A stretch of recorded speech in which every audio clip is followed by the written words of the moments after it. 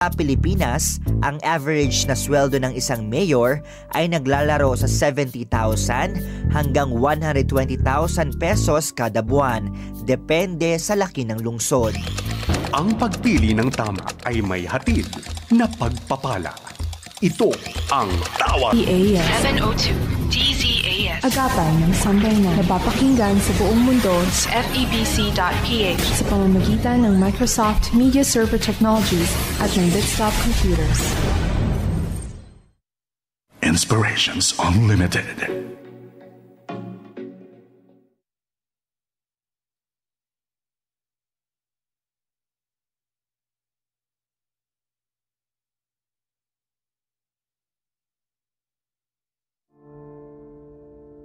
Sa mga panahong nadaramang ika'y hindi mahal, pagpatak ng bawat minuto tila ba kay bagal. Ano na? Ano ba? Ano pa? May kabuluhan ba? Laging may kakulangan. Sinukat pero hindi sapat, lahat ng pagod ibinuhos, parang kandilang malapit ng maupos. Kung akala mo'y wala ng pag-asa, huminga ng malalim. Kumapit sa kanya, Emmanuel ang pangalan niya. Tanggapin siya bilang Diyos at Panginoon. Liwanag niya'y hatid sa madilim mong kahapon. Siya ang kasama.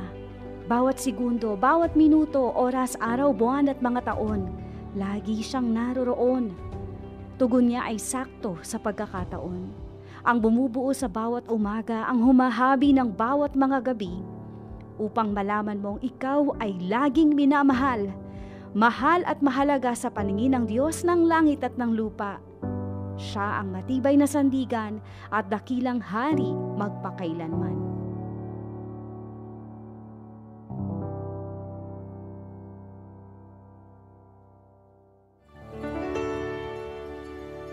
Ang pagkakaroon ng isang relasyon sa ating Panginoong Hesukristo ang pinakamasayang dahilan upang mabuhay sa mundong ito.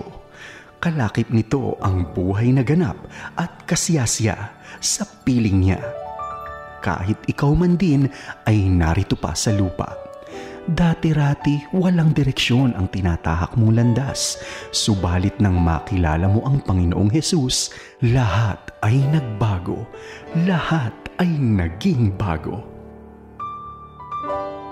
Panghawakan ang sinasabi ng Ezekiel 36, mga talatang 26 at 27. Bibigyan ko kayo ng bagong puso at bagong espiritu. Ang masuwayin ninyong puso ay gagawin kong pusong masunurin. Bibigyan ko kayo ng aking espiritu upang makalakad kayo sa aking mga tuntunin at masunod ninyong mabuti ang aking mga utos. Mapagpala sa mga pangakong talata hango sa Biblia.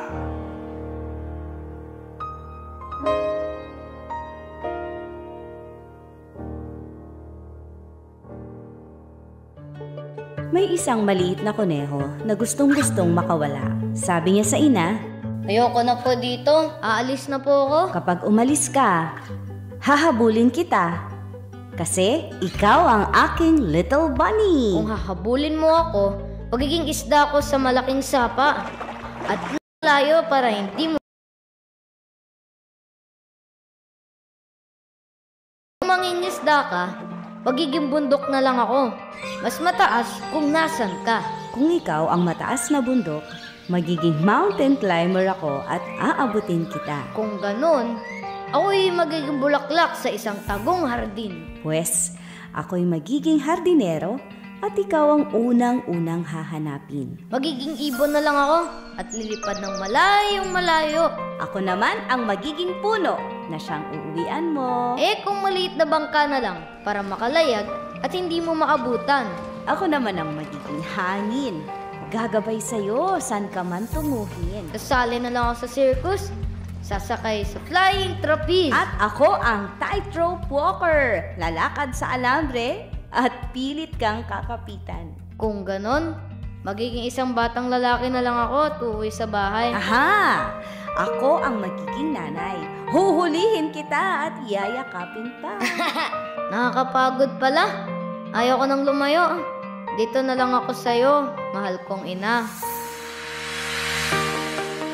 Ang pag-ibig ng isang ina ay halintulad sa wagas na pag-ibig ng Diyos. Pilit ka mang lumayo, hahanap siya ng paraan upang ikaw ay makatagpo. Kung gaano man kalaki ang agwat ng langit sa lupa, ganun din kalaki ang pag-ibig ng Diyos sa mga may takot sa Kanya. Mahal ka ng Diyos, kaibigan. Yan ang lagi mong tatandaan. Siyang nakaukit sa aking puso, dahil may lalang ang may akda. Paano mo nga ba maipapakita ang pag-ibig mo sa bayan mo? Magbayad ng buwis! Sumunod sa batas trapiko, sumunod sa batas mismo. Igalang mga nakakatanda at manumumuno sa iyong bansa. Makiisa sa mga gawaing pambansa gaya ng eleksyon. Alagaan ang kalikasan. Magsumikap sa iyong larangan para sa ikaunlad ng bayan. Hindi mo naman kailangan pang magbuwis ng buhay para lang maipakitang mahal mo ang bayan mo. Ngayong buwan ng pag-ibig, alalahanin mo ring mahalin ang sintang Pilipinas. Adhikain mo't hinahangad, layunin kong matutupad.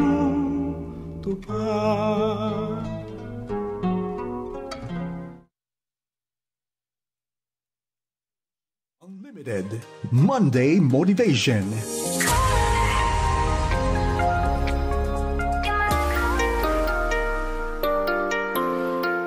Isang magandang hapon po sa inyo mga kaagapay. Kayo pa rin po ay nakatutok dito sa inyong paboritong programa, ang 702 DZAS FEBC Radio TV, Agapay ng Sambayanan. Tayo po ay proud and active member ng KBP. Yan po ang kapisanan ng mga broadcaster ng Pilipinas. At kaagapay, tayo po ay sa bayang napapanood at napapakinggan sa pamamagitan po ng ating Facebook page, ang 702 DZAS FEBC Radio. At kaagapay, kung ikaw din ay libre dyan sa YouTube channel, maaari kang pumunta sa pamamagitan po ng ating 702 DZAS FEBC Radio TV. At kaagapay, magandang hapon sa inyo.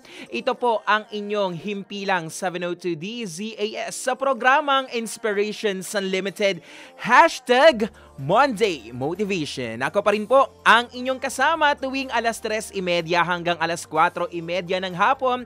Ako po si Brian De La Cruz. Magandang hapon sa inyo mga kaagapay. Ngayon mga kaagapay, na hapon na ito, ang usapin natin ay robot. Sana all robot, di ba? Alam nyo mga kaagapay, no, sa lahat na nagko-commute ngayon, siguro isa lang ang masasabi ko dahil bukas walang pasok, no? Ingat ka, dandaan mo ha, yung mga gamit mo na hindi mo nakikita. Tiyakin mo na iyan ay nakatago. And at the same time, mga kaagapay, sa mga tao po ngayon na nandiyan sa MRT, sa mga kaagapay natin na pilig pinagsisiksikan ng kanilang sarili sa bus at jeep. Nako kaagapay, ingat ka ha. Madaming nagaganap ngayon na iba't ibang budol-budol ha. Kaya naman this time mga kaagapay, maging maingat tayo. At sa lahat po ng kaagapay natin na nag-aaral, kaagapay, sama ka lang sa amin hanggang 1 oras dahil baka mamaya yung guest ko napakinggan mo na sa iba't ibang patalastas o napakinggan mo na sa iba't ibang anime. Naku po, kilalang kilala ang makakasama natin. At mga kaagapay, ang tanong ko sa'yo, naniniwala ka ba sa tulong na ibinibigay ng artificial intelligence at bakit? Muli mga kaagapay, ang aking pong question of the day, naniniwala ka ba sa tulong na ibinibigay ng artificial intelligence o AI at bakit? Yan mga kaagapay ang ating pag-uusapan sa hapon na ito. Kaya naman mga kaagapay, ano pang ginagawa mo? I-share mo na sa pamamagitan ng iyong Facebook ang ating FB Live ngayon sa pamamagitan po ng 702 DZAS FEBC Radio at kaagapay sa ating pong YouTube channel, ang 702 DZAS FEBC Radio TV. Alam nyo mga kaagapay, no, napakainit pa rin talaga ng usapin dito sa AI. Honestly, kung gumagamit ba ako ng AI, Opo, no, hindi ko ini-excuse yung sarili ko, lalo na kapag alam kong hindi maganda yung grammar ko. Sabi ko, check ko nga yung grammar ko kay na gano'n na application.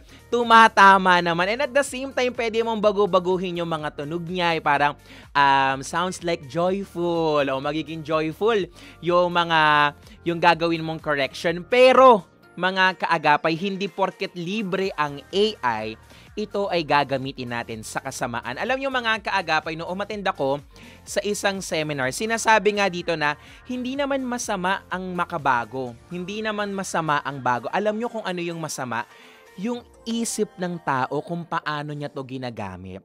Minsan kasi mga kaagapay, kahit gaano libre ang isang bagay, pero kung gagamitin sa mali, hindi ito dapat. Kaya naman mamaya mga kaagapay, may makakausap tayo na magtutuwid sa atin. Paano ba ginagamit ang AI at dapat ba tong katakutan natin? Kaya naman mga kaagapay, eto na, babasahin ko na ang inyong mga tanong sa ating question of the day. Naniniwala ka ba sa tulong na ibinibigay ng artificial intelligence at bakit? Eto na, sagot ng ating kaagapay, eto unang-una. Sabi dito, ni DCJ Sakalam daw, sabi niya, negative daw pag AI. Naku po, totoo kaya negative ba ang hatid ng AI? Dito sa mga kasama ko, gumagano na sila nung umungiwi na. Gusto nang magsalita. Ito sagot ng aking kaibigan na si Ate Nina Ison. Sabi niya, yes, naniniwala ako sa contribution ng AI sa pamumuhay natin. May pros and cons naman halos lahat ng bagay. Totoo yan. Kaya dapat mga kaagapay, maging matalino sa paggamit ng AI. Tandaan mo, huwag mong hayaang ang AI ang gumamit sa'yo. Diba? Eto mga kaagapay, sagot din ng aking kaibigan na si Dante Junior. Sabi niya dito, yes, dapat gamitin ito ng tama kagaya ng educational system para at least maraming student ang makapakinabang nito.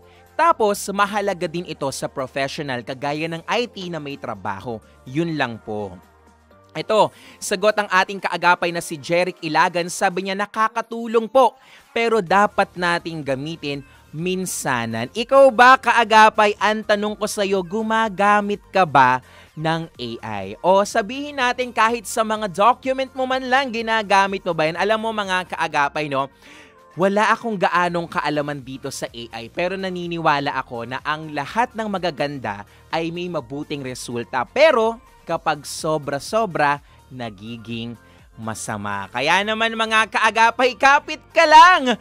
Dahil hindi ko na patatagalin. Kaya naman mga kaagapay, sumagot ka na sa ating question of the day. Naniniwala ka ba sa tulong na ibinibigay ng artificial intelligence at bakit? Sa nakatutok po sa kanikailang Facebook, tinatawag ko na lahat ng mga keyboard warrior. Ano ba ang masasabi nyo dito? At sa mga kaagapay po natin na nais tumawag, alam mo kaagapay, siya ang sasagot sa inyong mga katanungan maya-maya lamang sa numero na 8654-3322 local 401-8654-3322 local 401. May chance kang sumagot on the air at may chance kang makipagkwentuhan sa amin on the air. Syempre, i-shoutout mo na lahat ng mahal mo sa buhay. Muli mga kaagapay, ang ating pong question of the day. Naniniwala ka ba sa tulong na ibinibigay ng artificial intelligence? Kaya naman mga kaagapay, muli pong magbabalik ang Inspirations Unlimited.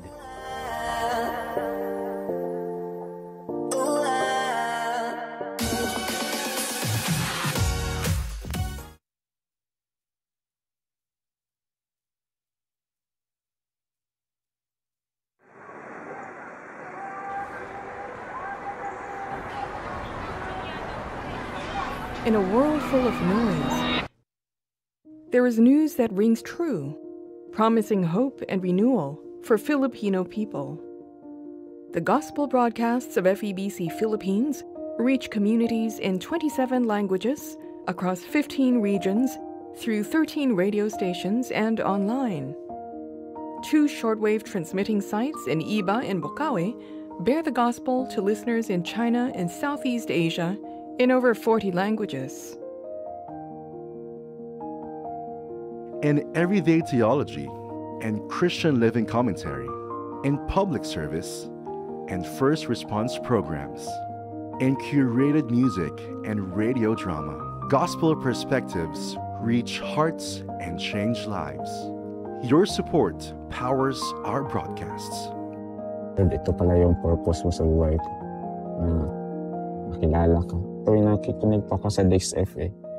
Ang Dix FA, nangungusap po sa akin yung Panginoon. Huwag kang mawalan ng pag-asa, trust me lang lagi. Isa po akong OFW. Sa ibang bansa po, mahirap po talaga yung buhay na mag-isa lang ako. Parang may kulang. So ito pong istasyon na ito ay nakakatulong po talaga para yung mga tao na kailangan pa talagang ma-reach out po, lalo po sa mga taong hindi pa nakakikilala sa atin, Panginoon. Our work takes us beyond the studio into the midst of our radio communities, there to strengthen them with bonds of love, truth, and shared growth. Your support builds these bridges. Ako po si Dato Manang Abag Maulano na isang radio community talent ng Barangay Bito, Dato Mindiso at Maguindanao del Norte.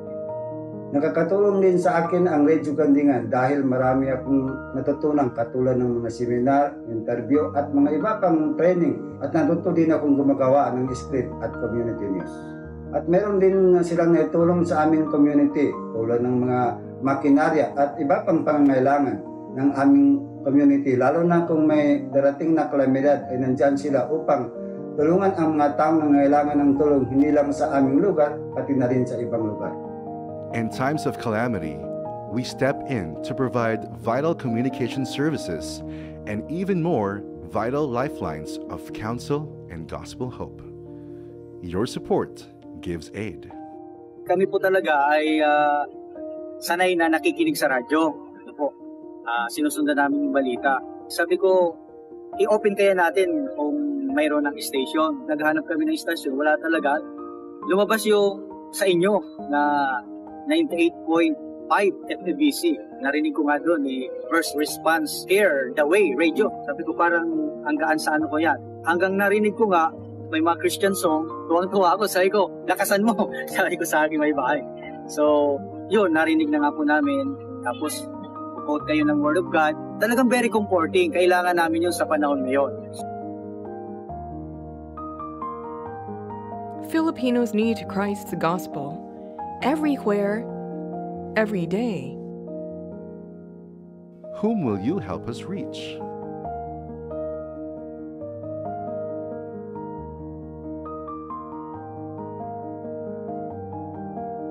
Far East Broadcasting Company, Philippines. Communicating Christ in our world. Until all have heard. Until all have heard. Until all have heard.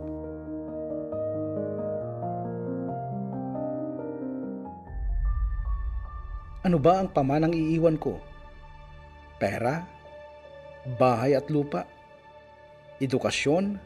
Malinis na pangalan?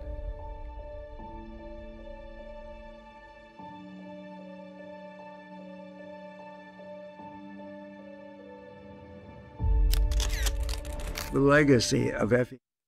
Monday Motivation.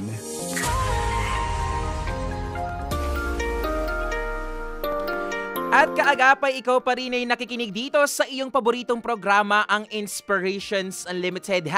#Monday Motivation. Ako pa rin po ang inyong tropang kasama, Brian De La Cruz. Alam mo mga kaagapay, hindi ko na patatagalin.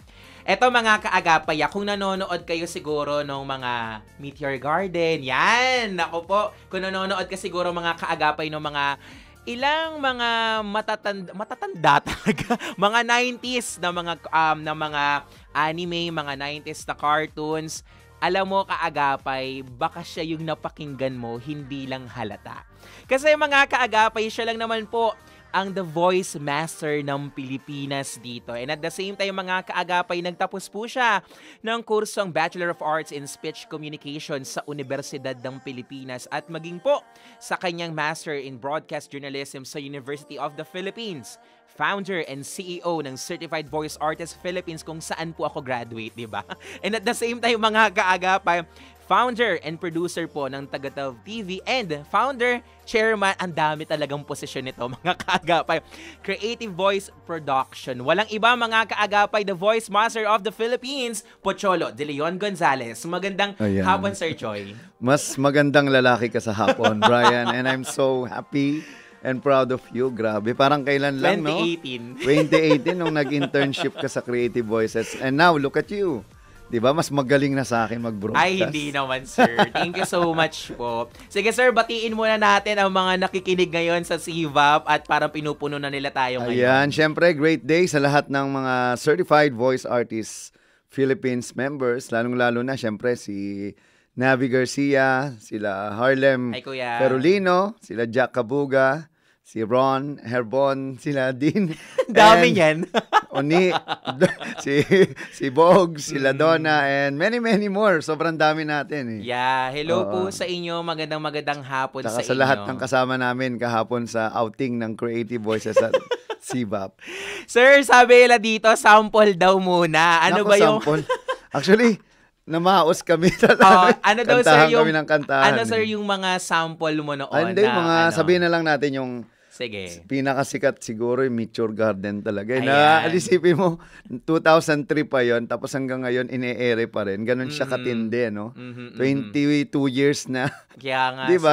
Kung kasing edad na itong mga kabataan ngayon Ibig sabihin, ganun kaganda yung pagkagawa talaga namin. At proud ako dyan dahil siya lang naman ay dinirect ng aking mentor na si Sir Danny Mandia na kasama na ni Lord last year.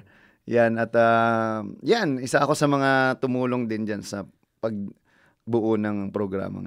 Alam niyo, mga kaagapay, onting kwento lang, no? Siguro, nag-start ako, nakilala ko yung Sir Pocholo through my thesis, and nag-best thesis ako noon kasi siya yung sumagot nung aking thesis paper that time. Kaya, thank you so much, Sir Pocholo. Wala pa akong copy nung thesis mo. Bibigyan na ba kita? Oo. Kata mabasa ko naman. Digital naman yun, di ba? Opo, digital dapat may kopya ako. Ayan o, yan. Hinihingi na. Kukulitin kita. Kasi hindi, very important sa akin ang mga thesis. Kasi, yan ang basis ko for what we are going to do in the future. Kaya nga may mga conclusion yan Tsaka suggestions what will happen next. And it's part of what we are doing right now. Thank you so much. Pero sir, gusto man natin ikaw pag-samplein, pero mamaya na, mga kaagapay, kasi yung gagawin natin, pag-uusapan natin, hindi ko alam ba't ang daming nakatakot. Pero sige sir, ano po ba ang ibig sabihin ng artificial intelligence o AI? Alam mo, ang AI, 1950s pa to na-coin, no? Kasi ito ay parang imahinasyon, illusion lang ng mga panahon na yun na yung nag-isip si Turing, no? Yung isa sa mga scientists. Kasi ngayon, yung AI, masasabing ito yung AI or artificial intelligence ay parang utak ng computer. No, na ginawa ng tao para matutong mag-isip, mag-decide, at matuto tulad ng tao. Kasi isipin mo na lang kapag ang tao ay natututo sa karanasan, tayo, we learn from experience, tama ba? Hindi lang naman sa school natututo, di ba? Kaya nga, best teacher is experience. Ang AI naman, natututo sa data o mga information na ini-input natin.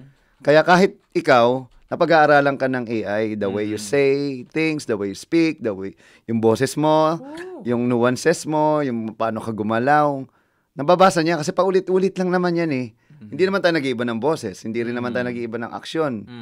Hindi rin tayo nag-iiba halos ng mga sinasabi. Alam niya yan. Simple example kapag nagtanong si Siri o Google Assistant, no? Tapos sinagot ka niya, sino yung sumasagot? That's AI. Hindi naman tao yun Kapag nag-type ka ng message at may autocorrect, sino yung nagko-correct? Sino yung tumutulong? Kapag nanood ka ng video sa YouTube, at may mga suggestions na tugma sa gusto mo, sino yung nagsasuggest? AI ang nagko-recommend nun, no? Pero parang tao, pero hindi tao. Di ba? Ganun tayo Kasi for the first time in history, nagkaroon tayo ng being na hindi being. Parang ganun. Kasi we treat AI as if it's a human.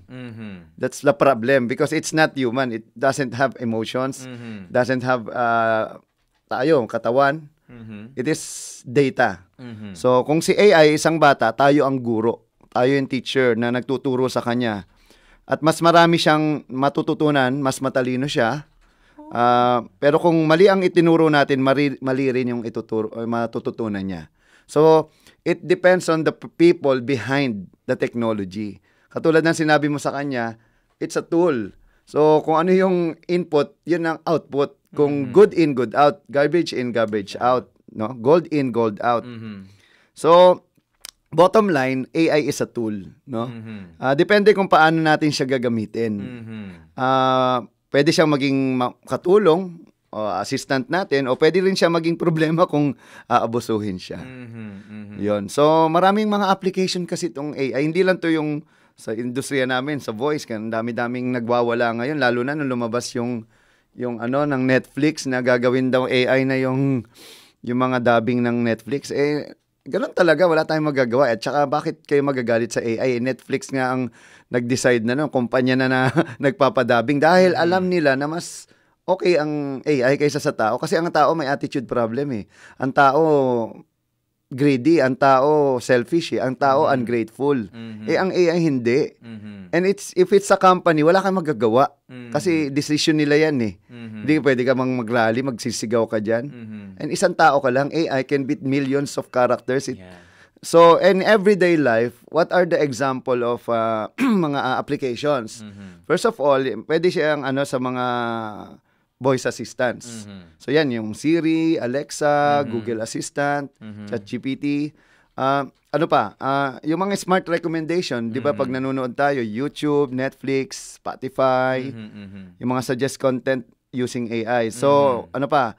Facial recognition sa computer natin. Kumbaga yung security mo, yung mga thumbnail, di ba?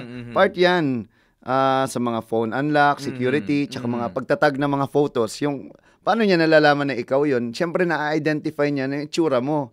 Ano ba? Kahit nga bata ka, na-identify ka niya. Kahit tumanda, na-identify ka niya. Ganong kagaling yung tinatawag na machine learning, no? Kasi may mga data sets tayo na inaaral niya. Kasi kung ano yung input mo, ang tawag doon, data. Data sets of data, parang ganon, na mina-machine learn niya until magkaroon na siya ng mga data analysis. So, isa pa dyan, yung navigation application, ano yun, yung mga Google Maps, Waze, yung nagpipredict yan ng traffic, mga route natin, saan tayo dadaan. At isa sa pinaka-importante, number 2, is yung healthcare. Sa healthcare kasi yan, ngayon, marami ng AI ang nagde-detect ng sakit. May medical imaging na rin. Kasi, kumbaga, records na yan eh. Yung isipin mo kung 100 years nang may records ng sakit, alam na ni AI kung hindi pa ikaw nagkakasakit, alam nila magkaka-cancer ka na. So, meron din tayong virtual health assistant. So, yun yung mga chatbots na pwedeng magsagot sa mga medical questions mo. Tapos, yung mga drug discovery na ginagamit yan ng mga sa medicine, no? Nagpapadali ang AI para ma-discover yung mga next medicine na tinatawag. And ito yung isa sa mga ginagawa namin, business and finance. So, yung mga chatbots na, mga virtual agents na tinatawag, sila na yung customer service ngayon. Yung ginagawa ko kay Rizal, actually, agent tawag doon. Na dinesign ko siya na magmukhang si Rizal, pero hindi naman siya si Rizal. AI pa rin yun. Yung input data ko sa kanya, as Jose Rizal. Na hindi mo, yun lang talaga, maapektuhan talaga dito mga tao. Kasi ang tao nagkakasakit. Di ba? Ang tao, may attitude. Minsan, na-stress, ganun. Na hindi na, kasi ito yung isang uri ng customer service na hindi na kailangan ng human agents. So, fraud detection, AI yan. Kasi halimbawa, yung ATM mo or yung credit card mo nanakaw, malalaman niya agad na hindi ikaw yung kasi may ibang gumagamit. Alam niya yan kasi parang unnatural yun sa'yo eh. Alam niya yung kung kailan ka bumibili, alam niya yung binibili mo, biglang bumili ng ganito kamahal. So, alarming yun sa kanya. Red flag yun sa AI. So, meron siyang AI analysis. So, it analyzes banking patterns to spot suspicious activity. Oo. So, yan. Ginagamit na rin sa stock trading ngayon yan, yung AI algorithm. Kasi it makes faster investment decision. So, ito na yung isa sa pinaka-importante. education. Which is hindi ginagawa. Ngayon lang nagre-react tong DepEd natin na kailangan pa ng, ng private sector para mas ma-realize nila na, hello, ang China, ang Japan, ang Korea ay kinder pa lang tinuturuan na ng AI. Kasi ang AI, ang problema, pag hindi mo siya inalam ngayon, pagtanda niya, wala na yan. Napakalayo na ng aalamin pa nila. So, as early age as 5, talagang tinututukan na nila yan. Kasi ano yan, meron na rin tayong personalized learning.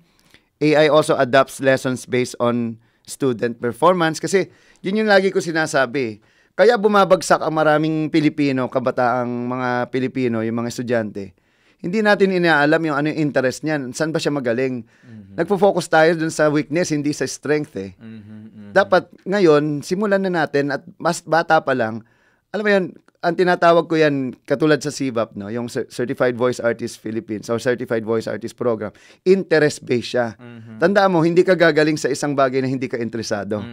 Kasi ayaw mo eh. Like ako, math. Kaya ako nag-masscom, nag-speech eh. Ayoko ng math. Ba't mo ako bibigyan ng math subject?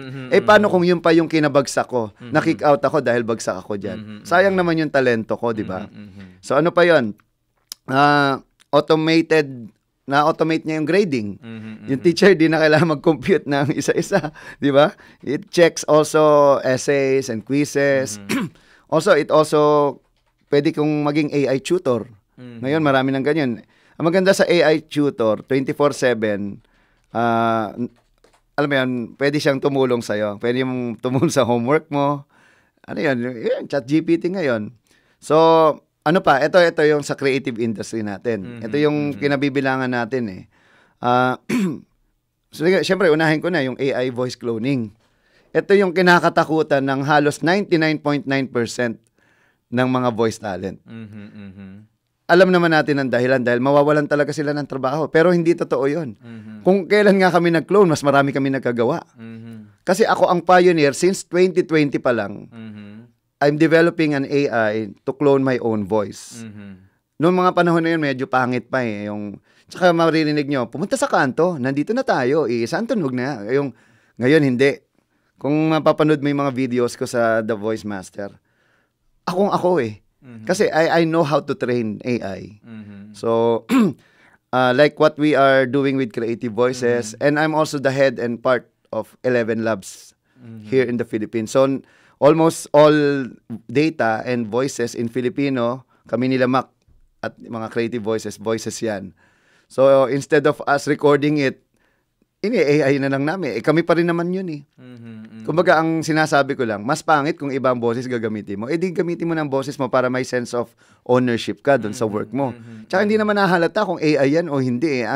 Like ako ngayon, paus ako. Kung kailangan ko mag-record, hindi ko magagawa. Unlike kapag may AI, kahit 100 pang recording yan, kaya kong gawin yan. Yun lang, may mga flaws pa as of now. Kasi AI is, kumbaga, what AI is now is the worst it can be. Imagine mo, everyday it just develops itself. Ang maganda kasi sa artificial intelligence, alam niya nagkakamali siya. So, pag tinuruan mo siyang mali na siya doon, halimbawa, 7, dapat 7, sinabi niya. Oy, may 7 dyan. May 7 candy. Dapat may 7 candy. Sasabihin mo kay AI, oy, sabihin mo, may 7 candy. Kasi ngayon, you can teach it. Lalong-lalo na, we just released another parang part ng 11 Labs na I can teach him, I can direct him kung paano yung tamang pronunciation ng pangalan, tamang bigkas, tamang acting. That, sobrang powerful. Just today, we just announced it sa 11 Labs. So, next is AI art and design. So, it generates artwork, logos, and animation, which is hindi siya available dati. Dati paint pa lang, di ba? Yan nagkagawa kong logo, ang hirap-hirap. Siyempre, maraming maapektuhan. Lahat naman ng pagbabago may epekto sa lahat ng tao. Wala yung kaibahan sa mga typist noon, no? Nagalit sila nung nagkaroon ng laptop, ng computer. In history, every time na it changes, a lot of people reacts. Because those people will be directly affected by changes. But we cannot stop change. We cannot stop development. We cannot stop technology. But if you don't adapt, you will be stopped ikaw ang nagpahinto sa sarili mo. You could have been the best version of yourself, but because you are anti-AI, marami kasi nagsusumigaw ngayon sa internet eh. Sino ba kalaban? Sarili mo o yung AI? You cannot stop AI. Because a lot of people are developing it. Isang tao ka lang. Diba? Na naging marami kasi ang dami niyong maingay. But eventually, sabi nga, AI will not replace, it's not a replacement, but an enhancement. Second, the people who will, the only thing that will replace you are the people who uses it. Para yung di ba, comparison mo typewriter at laptop. Anong pipiliin mo? Hindi, typist ako eh. So, typewriter lang ako. You can use your skill as a typist sa pagsusulat doon sa laptop. And you can do more. So, second, next is content writing. Ako, I'm a writer. I'm an award-winning author. Yung gusto kong maging voice talent. Hirap na hirap akong isulat yun. At kailangan ko pa ng talagang katulong para i-review. Mali ba ang spelling ko? May mali ba akong grammar? Whatever. Kasi hindi naman tayo perfect eh. But because of AI, kaya niya maging ikaw. Kasi it can personify you. Just teach him, ganito ako magsulat ha, ganito ako magsalita, ganito ako kumilos, ganito akong mag-react. So, it can be developed like that. So, it can assist in your blogs, scripts, even in captioning. So, for example, ito, kaya ko ng AI ito. Pagkatapos nitong programa natin, kaya ko na siyang gawing blog automatically. Kasi may content na akong ini-insert dito yung sinasabi ko. And lastly, sa creative industry, music composition. I'm a composer myself, but I'm not an arranger. So I can write songs, I can sing, I can play guitar, but I cannot arrange. Kasi pang-arranger yan, iba yun eh, ibang usapan yun eh. So lahat yun, like yung sivap song, yung sivap hymn, diba? I believe I am a great voice artist. Diba? I have come and found to love my own voice. So, hindi ko kayang tugtugin yun. So, nag-hire pa kami ng talagang arranger. Ginawa kong, sobrang, parang orchestra. Mahal magpa-orchestra. Diba? Imagine mo, ilang mga tao yung i-hire mo, ilan ang mga instrument na gagamitin mo, recording pa. But now, because of AI, it makes beats, background music, and even full songs. Actually, I just created as praise song, no? Using AI na mas maganda pa yun sa mga praise song na mga gusto ko dati. Kasi natuto siya sa mga praise song. Ganito yung pagkanta ng praise song. So, isa rin ang ginawa ko ngayong election. Ang dami kong ginawang mga na original. So, yun. Marami maapektuhan talaga. At isa yung nagwawala yung Phil's Cup eh. Kasi sila, kumikita sila through copyright. The good thing about AI, walang copyright yan. Pag ginawa mo na yan, nilagay mo sa YouTube yan or Facebook, hindi siya mapa-flag na copyright kasi original na siya eh. Naging original na siya. So basically ito yung mga pinaka-affected na industry then mga sinabi ko. But syempre kasama na rin diyan yung agriculture, there's smart farming, drones and AI. Yung drones kasi 'di ba sa farming like before sinusukat mano-mano, ngayon pag din-drone shot nag-drone ka na nasusukat niya na yung buong farm. So isa yan at nakikita niya kung anong problema, kung may mga salot diyan na kung ano-anong peste, di ba? And also manufacturing and logistic. Yan, mabilis yan yung sa logistic, yung mga natin, ino-order natin, Lazada, Shopee, mga AI yan eh. Kaya nga mabilis sila, di ba? Meron din robotics, no? So AI-powered robots yan. So sa assembly lines kinagamit. Predictive maintenance, yan yung mga ina-alert tayo kung may mga problema na yung machine. Supply chain optimization. It also AI improves inventory and delivery routes. So security, ito pinaka-importante sa AI ngayon. Maraming tao, 'di ba, yung mga na-scam dahil na hack yung kanilang account. And kaya nga meron tayong security and surveillance. Yan yung mga facial recognition systems. 'Di ba, sa mga pagpasok pa lang sa mga dito sa building may ganon. So hindi ka pati yung thumbnail mo, thumb mark. Ayan, it is also used sa mga airport. Pansin mo ngayon, hindi mo na kailangan dumaan sa mga dati may mga immigration pa. Ngayon, pag nabasa ka na sa Singapore, ganun eh. Kaya labas-masok kami, pupunta ka, para ka lang, magla-lunch lang ako sa Singapore, pero dumaan ka lang, pupunta ka ng Thailand, mga ganun. It is also used in government buildings abroad. Ewan ko lang sa Pilipinas, no? Mukhang hindi pa nila ginagawa to kasi kita mo naman mga government offices dito. Mukhang 90s pa yung itsura. So yan, mga threat detection. Ito yung isang mga security. Kasi ngayon meron akong kaibigan, si Jason De La Rosa, siya yung Ira AI.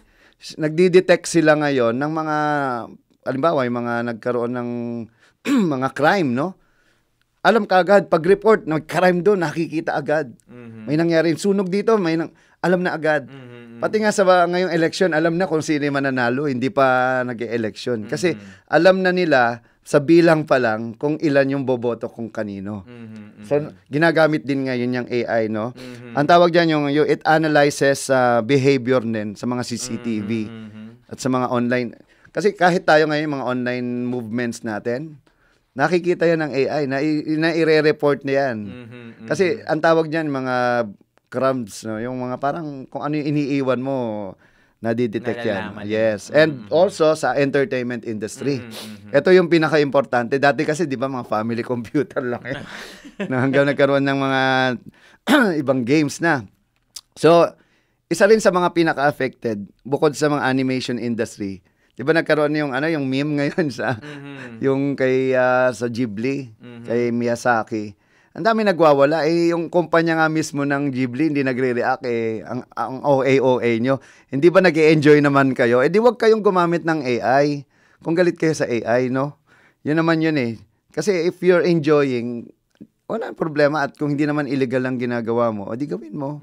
Diba? Yun nga, game development, AI creates smarter opponents, or it also auto-generates levels. Kasi ngayon hindi na pinoprogram, yung AI na mismo yung nagki-create ng mga levels based dun sa kung paano ka Kumbaga, it can create something out of nothing based din sa actions mo. No? And also deepfakes, ito yung nauuso ngayon, yung panggagaya ng mukha, ng boses. Marami nang na-scam dito eh. Kasi akala nila totoo, like magpapanggap na bata, na matanda, na babae. So, 'di ba may mga balita nga yung mga scam yung mga love scam na tinatawag na nagpe-pretend na babae yung kausap. And also it is used ngayon kami ginagamit namin yung deepfake sa voice. Halimbawa ako, pwede ko nang gawing matanda. Hindi ko na kailangang mag-iba ng boses, but that voice comes from no one. So, hindi kami gumagamit ng boses ng kahit sinong tao, except may tinatawag tayong voice creator. So, sasabihin mo lang kay AI, I want an old voice, Tagalog accent, mga 80 years old siya, ang accent niya, pang-province. Magugulat ka, kaya niya i-create. So, wala siyang nilalabag na any ethical issues sa mga taong may kaboses. Hindi mo naman kinuha boses nila eh. Actually, may kinausap ako na para lang kasi matanda na siya, isang sikat na voice talent. Sabi ko, sir, i-clone natin yung boses mo. Kasi one day, pag wala na siya, wala na. Kasi pag hindi, pwedeng i-clone naman yung boses niya ngayon without his permission. Pero maganda pa rin with his permission. Kasi anyone or anything na nasa internet, makokopya yan. Wala kang wala kang control dyan. Makokopya ng kahit sino yan. Kaya nga 'di ba sila Jessica Soho, nakikita mo kung saan-saan nagpo-promote ng kung ano-anong produkto, hindi naman kanila, hindi naman yan ginawa yon. So yun, just to secure it na at least meron kang security na hawak namin o hawak mo yung rights ng sarili mong boses. Yun ang ginagawa namin sa Creative Voices, na kopyahin man nila yung boses ko, pwede kong sabihin, AI yan eh.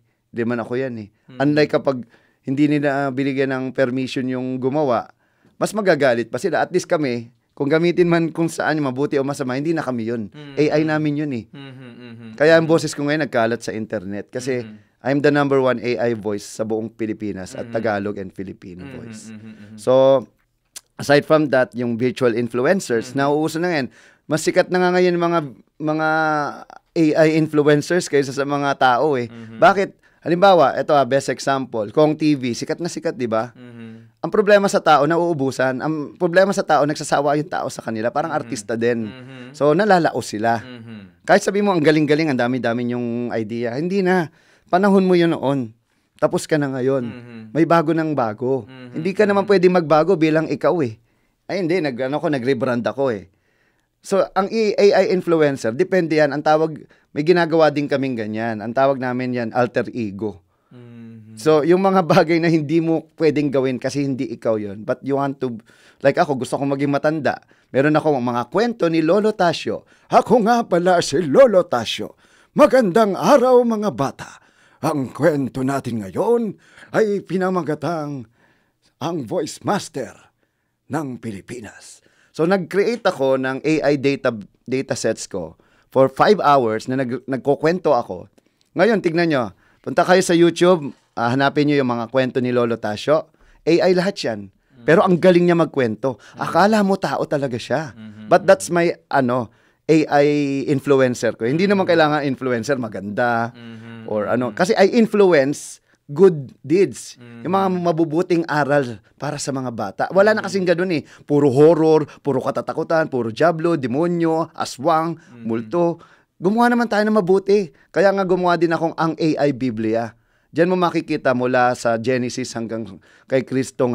Tama-tama, tomorrow we will announce yung AI Bible. Kasi magmamahal na araw na. Sakto.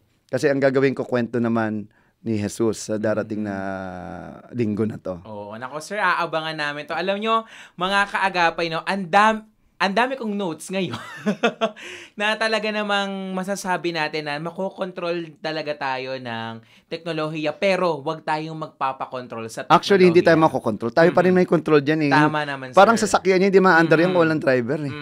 Kaya sir, no, ang ganda nung sinabi mo dito na maaaring kumbaga parang yung industry ang ginagalawan natin. Ako mga kaagapay, pwede ako mapalitan anytime. Pero kasi, totoo yun sir, no, na dapat yung nagpapatakbo talaga, hindi lang dapat siya yung marunong, kundi dapat may puso siya sa paggawa niya. Kasi, I remember nga, sir, lagi mong sinasabi sa amin na kahit gaano kakagaling, pero pag wala kang puso, baliwala lahat ng mga ginagawa mo. Kaya, siguro ang pinaka natutunan ko dito, Sir Choi, no, na madami mang industriyang mapupuntahan tong AI na to, pero hindi niya mapapalitan siguro yung puso ng tao. Yes, yun naman tanggalin mo ako sa AI. Mawalang kwenta yan. Yung ginagawa naming kwento, kasi ang tinitira nila yung tool, hindi yung tao behind it eh. Di ba? Ano bang intention ng mga taong gumawa nito? Siyempre, to make things easier. To make things faster. To make things more developed. Kasi mas, like ako, imbes na mag-recording ako, ubusin ko maghapon ng sarili ko, mag-record. Ay ba'y mag-iisip na lang ako ng iba pang paraan at mga gagawin natin. Katulad ng mga plano namin. At mga maya nga,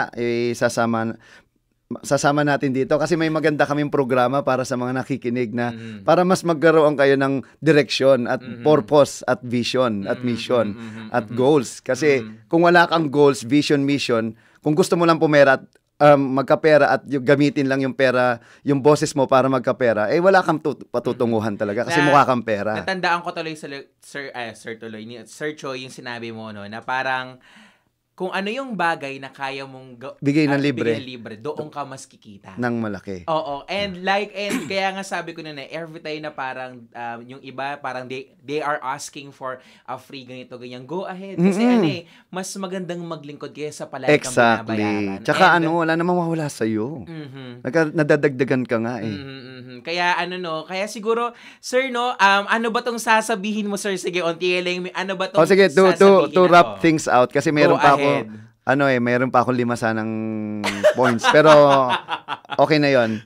Kasi in short kasi, ako naniniwala, kung may data ka, may AI. No? AI can be used almost anywhere. Basta may pattern, may problem to solve, or may system na pwedeng i-optimize, di ba? May AI. So, AI, either it's a friend, it's a foe. It depends on the person behind it. Parang baril lang yan. Di ba? To protect or to kill. So, it's a tool.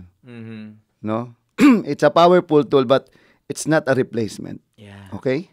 For human intelligence, for creativity, and for values. Hindi siya replacement. Never nagkaroon ng values ang AI.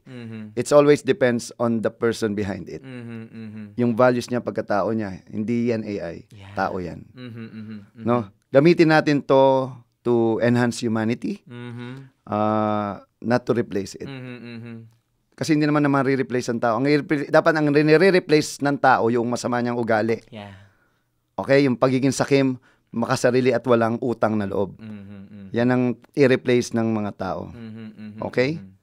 So, there's a lot of pros and cons, but AI is still in its infancy. Bata pa siya. What will happen next in the next 10 or 5 to 10 years?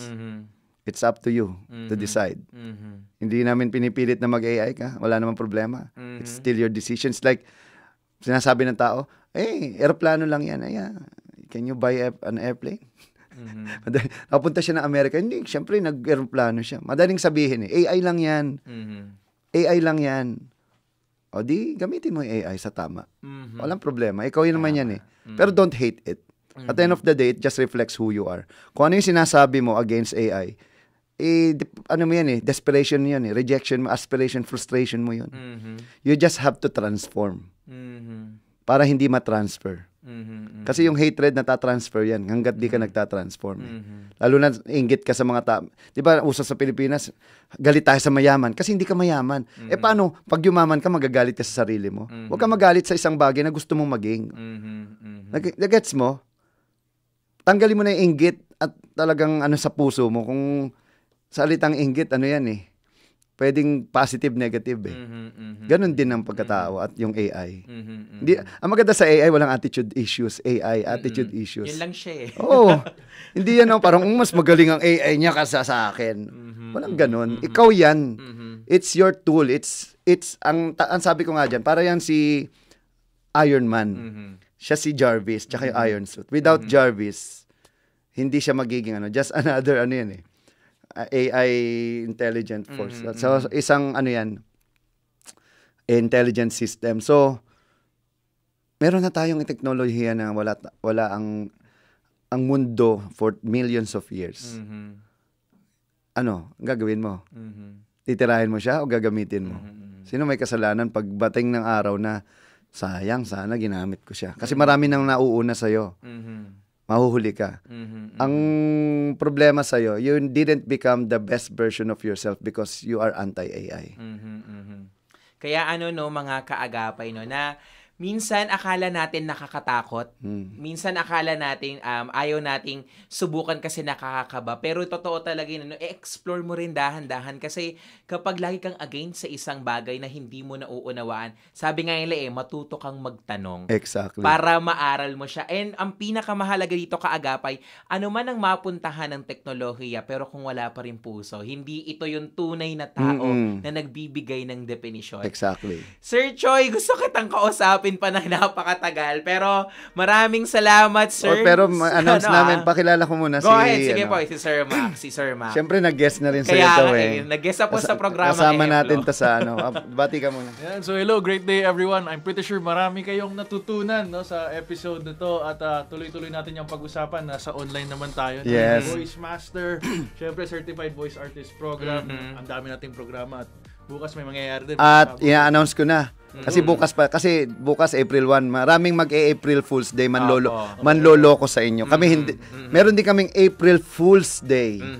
Full of greatness, full of experience, yung FULL. Ayun, kasi, puno, ibig sabihin. Mapupuno kayo bukas kasi bukas we will be announcing the Certified AI Creators Program. Para mapapapunta ako sila. Ulitin ko, Certified AI Creators Program. Dito tuturuan namin kayong maging mabuting creator na gamit ang artificial intelligence. At lahat ng dapat nyo matutunan tungkol sa pag-create using AI nandito. Kasi ako rin ang nagtayo ng first AI animation company sa Pilipinas, yung Creative Animation. Ay, habi ko na under ng Creative AI Agency. Ayan, ako. Diba? Maraming salamat sa inyo, The Voice Master Pocholo de Leon Gonzalez. At syempre, si Kuya Mac na talaga namang nagbibigay like sa naman nila yung page natin sa Go YouTube. ahead, sige, go ahead, like sir. our page sa Facebook, The Voice Master, Creative Voices, and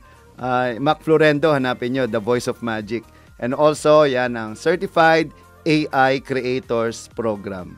Yun, ako, Sir Pocholo and Kuya, gusto ko pa kayong kausapin. Pero talagang limitado lang dahil kasunod na natin mamaya ang programang Papuri. Kaya naman mga kaagapay, gusto mo na bang sumakses sa AI? Eto na yung tamang pagkakataon. Huwag kang matakot. Pero mga kaagapay, tandaan nyo, tao lang ang may totoo at tunay na puso, hindi ang mga teknolohiya dito sa mundo. Kaya naman mga kaagapay, no, nagpapasalamat po ako, 10 po nandito sa aming 702 DZAS kay Kuya Benjo Morano, dyan po sa ating kaagapay sa RTV team na si Jabez at sa ating kaagapay dyan sa BXE na si Kuya Menor at syempre dyan po sa Bukawi Transmitter Set. Muli mga kaagapay, ito po ang Inspirations Unlimited at ako po si Brian De La Cruz.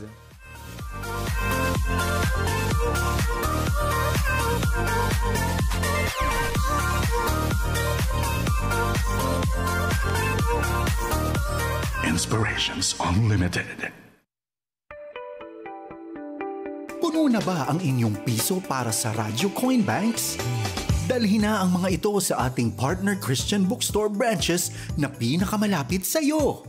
Sa Metro Manila, Philippine Christian Bookstore, CCF Center, Pasig City.